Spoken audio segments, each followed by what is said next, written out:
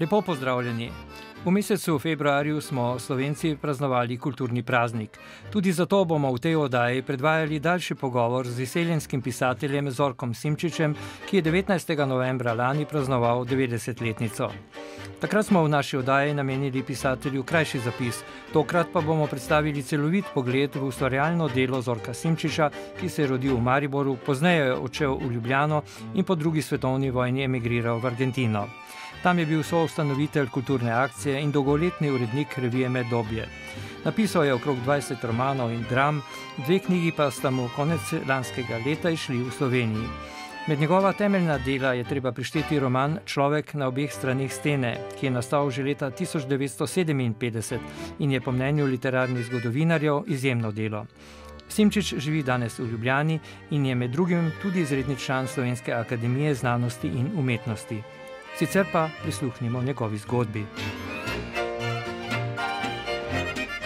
Jaz sem kot otrok beguncev po prvi svetovni vojni, ki so se umaknili pred Italijani, in so takrat je bila država Srbov, Hrvatov in Slovencev. Sem se v Mariboru rodil kot sin beguncev, tako da sem že dobil prakso, da človek beži, da hodi okoli po svetu. Ja, torej, to v Mariboru sem nekajkrat spregovoril, morda največkrat prav v intervjujih, ki sem jih dajal v Mariboru po svoji vrnitvi z gospo Forstnerič-Hajnšek, Melito.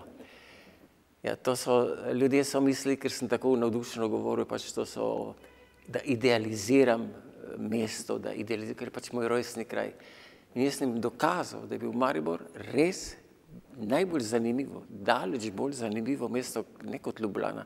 Tudi kot krasna, velika, milijonska mesta, ker je imel po vojni strašno inicijativo.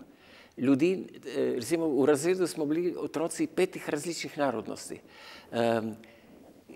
To, da je nekako prebojenje naroda, potem bilo pa še vendar močen nemški živelj, ki so imeli svoje organizacije, svoje stvari organizirali. Far in zblav, vsako nedeljo tako so šli, si plačal in so te nekam odpeljali, pa nisi vedel, kam greš, pa to, take turistične stvari. Ali pa si omenil, da na železniški postaji, to je leta 30, da je bil aparat, kjer si ti pritisnil in ti pokazalo, po kateri cesta, to, ker je 50 let kasneje prišel šele kam. To so bili razni ljudje, ki so imeli veliko inovativnost in je bilo pač življenje sila bogato. Torej vam je ostal Maribor v lepem spominu? Tudi, če ne bi bil v Mariboru rojen, je to res bilo čudovito mesto. Kaj pa znanci pa prijatelji z tistega časa? Ja, torej v glavnem ni živega, nobenega več, iz mojih časov ni. Zadnji, ki sem ga poznal, ki je sicer ni bil Mariborčan, ampak sem ga spoznal, preden sem šel iz Ljubljane, je bil gospod Hartman, ki je pa lani umrl, on je sicer bil Celjan, pa tako se imel za Mariborčana. Ja, tako je bilo. Sem prišel kot begunec v Ljubljano, mislim, potem tukaj šla usodna pot naprej. Če ostaneva še v Mariboru, mogoče nekaj besed, kar se je sicer dogajalo kasneje. Ja, torej to je bilo... Mislim na gospoda Majcna. Ja, to je bilo pač, kot pravim, ena mojih najbolj zanimivih aventur v življenju, da njega nisem poznal. Ko sem bil kot begunec tukaj v Ljubljani, on je bil Podban. In ko sem dobil kot dijak še praktično literarno nagrado, Prešernovo literarno nagrado mesta Ljubljane. To je bilo leta 1943. 1943 bi mi on moral dati tisto nagrado, ampak tisti dan sem šel na pogreb brata Mirkota, ki je kot domobranc padel na Tolminskem. In se nismo videla. In tudi kasneje nismo imeli stika, ampak ko sem že to večkrat napisal, ko sem prebral eno njegovo dramo, me je tako pretreslo, me ni nič sram priznati, da sem knjigo poljubil. In sem rekel, jaz bom tega človeka poiskal. Nisem več vedel. 6 let sem ga iskal. Ker ni bilo sledu, nazadnje sem naredil bil sled in potem smo si dopisovali enih 10 let. To je bil velik človek. In je čist navaden škandal med tem, ko že govori o Mariboru. Ker sem bil večkrat v Mariboru že leta, ko sem prišel šele na obisk. Razne ulice, raznim ljudem, ki sem spraševal ljudi, novonaselci, kdo so to? Pa ne znam ja, pa to je srpski partizani, srpski borci. On pa nima svoje ulice, nima svojega spomenika. Ima pa ploščo v Marčičevi ulici. Samo tam ploščo smo dali, tukaj na Krsnikovi, kjer se je rodil, In to je klasik, to je 8 knjig šlo med klasiki, ki jih je država izdala, to se reče SAZU, Akademija znanosti in umetnosti. Je malo čudnega tam, še vedno v Ljubljani je bilo še to. Kot človek enkrat začne, to je na Cvetno nedeljo, sem šel kot prostovoljc v Jugoslavsko armado, 3 dni tam v Zagrebu, vse skupaj je propadlo, sem prišel kot begunec, sem v Ljubljano. Tako da se že malo, pa že starši so bili begunci, tako da se ti ne zdi kot en strahoten šok. Tukaj, ko pa sem živel do leta 45. Sem vedel, kaj se dogaja in sem slutil, kaj se bo dogajalo. In sem se, to je bilo 3. maja 45, sem se umaknil na avstrijsko Koroško, ker sem imel stike že prej z Angleži, ki so bili vojni ujetniki blizu Celovca, že kakšno leto prej. In potem po nekaj letih vidiš, da tudi ne moreš ostati v Evropi. Italija ti ni dala državljanstva, ne bi takrat niti hotel sprejeti, si moral vedno prositi vsake mesec ali vsake 2, da sožorno, da smeš živeti. In nekaterega niso dobili tudi 20 let, tako ne gre. Nimaš potnega lista, nimaš državljanstva, nimaš nič. In so bile pač možnosti, da greš v svet. V Ameriko si moral imeti nekoga tam, ki je jamčil zate, ga nisem imel. V Kanado si lahko šel, če si mlad, pa če bi šel 2 leti delati v gozdove. Za Avstralijo enako. In se je ponudila Argentina, pa čisto po slučaju, ena Slovenka, ki je imela prijateljico, ki je bila kot tajnica, Argentinko, ki je bila tajnica pri Peronu, in je izposloval, da je odprl vrata brez ozira na bolne, invalide, dojenčke, nobena druga država ni odprla vrat. On je pa odprl, zdaj lahko o njem sodimo tako ali tako, fakt je, da je on edini res odprl vrata. Zanimivo, ker ste omenili Perona, je tudi naša zgodba, ki nam jo je povedal Dinko Bertoncelj, planinec in alpinist. Tudi on je dobil v 3 dneh argentinsko državljanstvo, ker je pa šel za njihovo pravo na Himalajo. Kako pa je bilo potem v Argentini, kako ste se Slovenci tam združili? Vemo, da je bila to zelo močna skupnost, homogena. Kako so bili začetki? So bili težki, verjetno? Ja, v začetku je bilo strašno za mater in očete, ki so imeli otroke. En sam, kot človek, sam se že znajdeš, več ali manj, ni treba, da si, ne vem, ultra podjeten, pač potrpiš, pa začneš iskati delo. V začetku je bilo hudo, ampak k sreči, veste, je imela ta naša skupnost kot razlika z drugimi, ki so šli, bodi se v Avstralijo, Severno Ameriko, je imela eno skupino organizatorjev. Med njimi je bilo intelektualcev, močna skupina, 80 duhovnikov, politiki.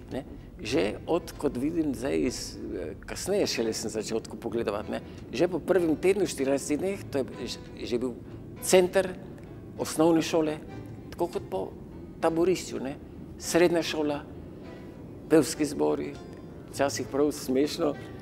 Po 2 letih so nastale gledališke družine. 6000 nas je šlo v Argentino. 3 gledališča, to da soboto nisi vedel, kateri teater iti, slovenski. Je bilo res eno bohotno življenje. Potem se je pa odprla kulturna akcija, po enih 5 letih, in pa še bolj, ker je povezala razne mislece in pisatelje in umetnike, ki so živeli po svetu, okoli. Tukaj vidim, da imate tudi fotokopijo prve redkih slik. Odbor slovenske kulturne akcije. Kot ste rekli, so bili tukaj izobraženci, intelektualci. Kako ste delovali? Več sekcij je bilo, od likovne do literarne, dramske? To je bilo nekako neke vrste v liniji akademij po svetu. Je bila takoj filozofska fakulteta, filozofski odsek, smo rekli, sekcija, filozofski odsek, literarni odsek, glasbeni odsek, gledališki odsek, kasneje pa še znanstveni in socialni, s svojimi člani. In v začetku vsakih 14 dni je bil sestanek po dvoranah. Vem, da smo obiskali, mislim, da sem enkrat seštel enih, pa nastopali smo, mislim, enih 20-25 različnih dvoran, ki so nam jih Argentinci, takšni zavodi, šole oddajali, dokler nismo prišli do svojih lastnih domov, pa do centra na Ramon Falcon. Tudi likovna sekcija je bila močna. Bara Remec, Miran Volovšek, to je Marjan Marolt, je bil tudi umetnostni zgodovinar, je poročal. Močno življenje. Danes pomislim, gledam tamkajšnje poročilo, Balantičev večer, 180 ljudi. In za tisti večer naredi kipar Ahčin kip Franceta Balantiča. Za tisti večer dobimo Špance, ki recitirajo Balantiča v španščini, dobim Angleža, ki recitira Balantiča v angleščini, smo prevesti to. So nas res druge skupine imigrantske, ne bom imenoval, ki so bile po televiziji, so bile to Srbi, Hrvati, Romuni, Čehi, so nas res malo čudno gledali. Preden se dotakneva vaših številnih knjig, bi spregovorila nekaj besed o reviji Meddobje. Namreč, ko smo se pogovarjali z gospodom Kosom, ki živi v Tokiu, nam je povedal, da je tam že v 50 letih pošiljal prispevke za Meddobje. Skratka, kakšna je bila ta revija, kdo so bili njeni sokreatorji in kaj ste objavljali? Torej, ta revija je nastala iz želje. Takoj so nastale slovenske revije, Slovenska beseda, potem tudi Svobodna Slovenija je objavljala v koledarju literarne prispevke. Zahteva po enem višjem nivoju, bolj zahtevnem nivoju. Ideja sama se je sprožila že v Rimu, zgodovinar Dolinar, Ruda Jurčec so se pogovarjali. Takoj, ko je bila osnovana kulturna revija, kulturna akcija, je bila prva stvar med to revijo. In takrat vem, da sem razposlal pisma kakšnim 100 ljudem po svetu, v glavnem tudi, da bi že malo naročnike potipal in pa sotrudnikom. In kot sem kasneje videl, že po 3-4 letih je bilo približno 60 sotrudnikov, praktično razen Afrike z vseh kontinentov. Profesori na raznih univerzah. Parizu, profesor na Gregorjani, Vladimir Kos v Tokiju, mlajši ali pa Stanko Kociper, pa Novačan, je tako bi rekel, že doma uveljavljeni avtorji, in pa povabilo novim. In se je sprožilo, to je, če malo pomislim, veste, ne bi rad o tem govoril, ampak je nekaj skoraj nekaj blaznega. Noben ni imel kaj internet, noben ni imel telefona. Pošta je bila en mesec v Slovenijo, en mesec nazaj. In kljub temu je funkcioniralo, brez denarja, narobe. Si dal svojega žepa denar, ampak je šlo naprej. Jaz, kako je bilo to, res da tako sem bil še ledika, ampak neverjetno, kaj vse se dalo narediti. Neverjetno. Danes prav, lahko rečem, da s ponosom pogledam tiste letnike, 12 let sem bil urednik. Res. Torej, pa sem vam že prej povedal, da je to ena skupina intelektualcev, ki je takoj, ko ti visoko postaviš cilj, se skušajo tudi vsi ljudje približati. Je bila ta prednost, žalostna prednost, da je bila skupina mladih deklet, učiteljic, ki so praktično vse zgubile svoje fante v Kočevskem Rogu pa v Teharjih in so ostale samske. In so še danes, kakšna, ki je že 40 let poučuje. In to so res, in če danes pomislite, veste, to ni bilo nobene knjige slovenske, ne čitanke, to so delali v fabrikah in po noči. Potem si bil zunaj, petek, sobota, nedelja je bil slovenski geto. Sobota je bila šola in to so šapirografirali besedila, prepisovali, če kdo imel kakšno pismorico, pa to, so delali gradivo. Učbenikov ni bilo? Ni bilo, še leta in leta, potem so šele tiskali tam knjige in to. Čist preprosto, veste, to, ko je Karl Maunder imenoval slovenski čudež v Argentini, sem že večkrat rekel, to ni bil noben čudež, je pa nekaj čudežnega in mislim, da v naši zgodovini absolutno nepoznanega. že sam fakt, da danes vi govorite rodom četrto generacijo, ne? In vam bo govoril tako slovensko, kot en, ki je v Ljubljani rojen. A ne? Ne? Veste, v bistvu je bilo čisto preprosto. Mame in ati, očetje so to, kar so trdili, da oni so Slovenci, naravna vrednost je slovenstvo in nadnaravna je krščanstvo. In so to živeli z vsemi žrtvami. Ne? Če jaz pomislim, jaz sem poznal ljudi, ki je mama pripeljala otroke uro pa pol z vlakom, pa avto, pa peš, ne? V soboto v šolo, 4 ure, pa cel popoldne. Tak, noben ni imel avtomobila, veste. Noben, ne? A imaš ti nekaj rad, veste, to sem, ko sem se vrnil, prvič, ko smo prišli na obisk sem, in je mariborska županja me povabila v Maribor, pač tam malo proslaviti. Magdalena Tovornikov, ne. Sem to povedal in je tudi šlo v mariborskem večeru, ne. Ker so bili vsi obupani, Maribor res mesto 3-krat spodrezanih korenin, ne. To ni, starih Mariborčanov ni, da bi kaj izvedel, noben ne ve nič. Ali so umrli, ali so bili izgnani, ali so padli, pa to ne. In sem rekel, naj si zapomnijo, ko je Chesterton ima ta rek, ne. Rima niso ljubili zato, ker je bil velik. Rim je postal velik, ker so ga ljubili. Ne? Če bi ljudje res radi imeti Maribor, v 30 letih, to, pa se že danes je že precej razlike, ne? Več gibanja, vse tega, ne? Hočem reči, to je vse odnos, kakršen imaš ti erotičen naboj do osebe, do naroda, do svojega mesta. Ne? In to je že tematika, ki zadeva literaturo, tudi vaše knjige, ki jih je bilo več kot 20. Začneva z letom 1943, ko ste dejali, da ste dobili Prešernovo nagrado. Za katero delo? Prebojenje, to je bil tak dijaški roman Prebojenje. In v njem ste govorili o čem?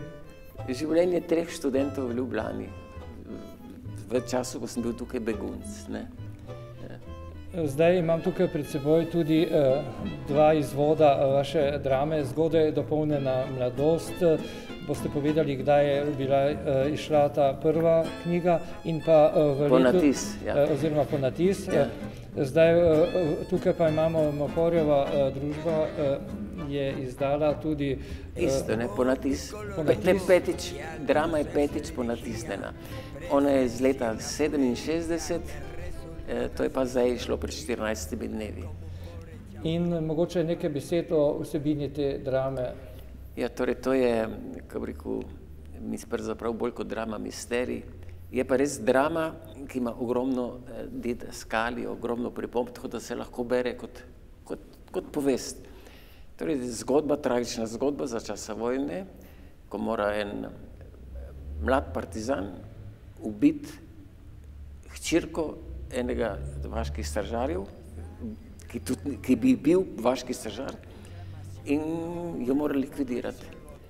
In je potem to zgodba napol v fikciji, ki se dogodek se vrši medtem, ko se to dogaja, ki on hodi za njo, da bi jo ubil, in medtem, ko jo ubije, so potem v nekaj sekundah scene, kaj se godi v Sloveniji, kaj se godi v Argentini, kaj se godi v Severni Ameriki. V bistvu je, kot so vsi kritiki napisali, bodi si Trsto, Gorici ali pa Tokio, ko je Kos pisal, ne. To je drama o ljubezni, ki premaga vse. Ne o sovraštvu. O ljubezni.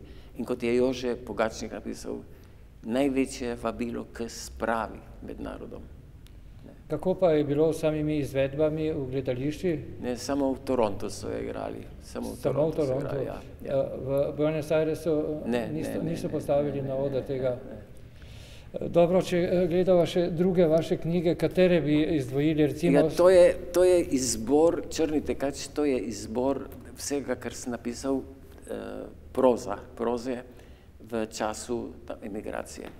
Ta skozi razpetosti je pa vse, to je pa izbor tega, kar sem tukaj napisal od leta 93 do lani. Pa je šla še ena knjiga, kjer so ponatisnjeni vsi moji intervjuji, to je od žarjavice do ognja, to so ob moji 85-letnici so šle. Ne. Tukaj še srečanja z Majcnom, že prej sva govorila o Stanku Majcnu. To je pa knjiga zanimivo, to je dopisovanje, ki je pa zbudilo dosti več pozornosti, rečem, človek na obeh straneh stene, je bil zdaj tudi 4-krat, 5-krat ponatisne, ne. Ampak ta knjiga je zbudila več pozornosti, ker je zgodovinsko zanimiva. Ne samo za bralce, ampak za literarne zgodovinarje. Ne. Še zdaj me kdo sprašuje, vaše pripombe.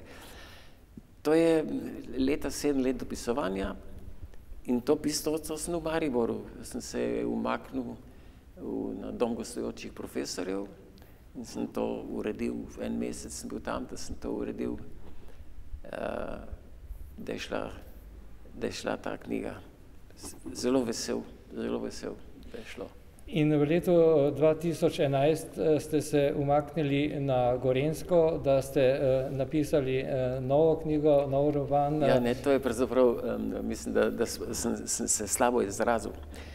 Pred kakšnimi 40 leti sem napisal roman, Poslednji 10 bratje.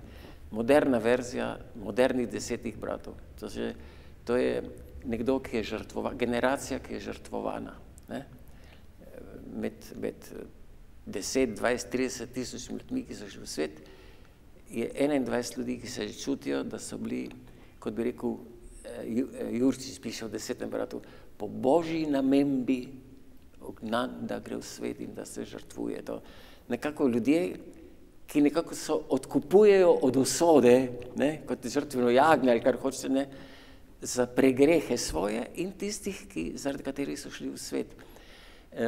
In to sem napisal pred kakšnimi 40 leti, nekoč, ko sem bil na Danskem, 3-4 mesece sem prepisoval in zdaj, ko smo se selili 93. Nisem vedel, kaj narediti. Jaz sem vedel, da tega ne bom vzel več v roke. Sem hotel zvreti stran, ker ko smo se selili, pol knjižnice, 500 knjig sem razdelil, enih 500 sem prinesel in to sem prinesel s seboj. V obliki rokopisa, ne? Ja, torej tipkopis že, rokopis je zginil, tipkopis, ne. In potem moji otroci, da so nekaj so iskali, pa kaj je to, sem rekel, pusti, tega ne bom. Tako sem rekel, enkrat grem in sem šel tudi za en mesec spet dom gostujočih profesorjev in sem to je pa zdaj bilo po 30 letih prebral. Strašno, da bereš ti svojo lastno knjigo, ne da bi vedel, kaj je. Kakšne stvari sem se čist spomnil, kakšne stvari pa čist nič. In je bil en tak strašen šok in sem obupal.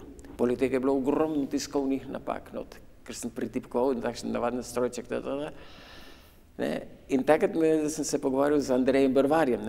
On je bil sicer mnenja objaviti, kot je, tudi mogar z napakami. Ne moreš ti, ker če ti rečeš, sem šel po cefti, že veš, da je po cesti, ampak včasih cele besede, celega stavka nisem razumel. To bilo malo nesramno. In sem počasi začel vedeti to in sem potem, zdaj zadnja 3 leta, sem se večkrat zaprl tukaj na visoko, v Poljanski dolini, sobo in sem delal po en mesec, pa spet čez nekaj po en mesec in sem spravljal na računalnik. Marsikaj dodal, torej osnova je ostala takšna, kot je. 21 zgodb in smisel tega je. Ampak jaz vem, da mnogi bojo razočarani, mnogi pričakujejo, da bo nadaljevanje Človeka novih stvareh, tak eksistencialistični roman. To so pa preproste zgodbe. Res pa je, da je vsaj toliko problemov v teh zgodbah, kot če bi filozofiral. Ali so te zgodbe narejene oziroma opisane po resničnih ljudeh? Po resničnih ljudeh. To so že, modele imam pred seboj. Modele, ja. Nekatere imajo ogromno čisto zgodovinskega. Tudi ta, ki piše, en mlad pisatelj, ki piše zgodbo o desetnici Marjetici in korigira krtačne otise zvečer v pristanišču v Buenos Airesu, medtem, ko korigira, pride te asociacije, dopisi, to je neke vrste kolaž roman. Pisma, ki so res bila, tam pismo not, eno pesem, ki ni moja, tudi vem, kdo je bil pesnik, in tak lepljenka, ne?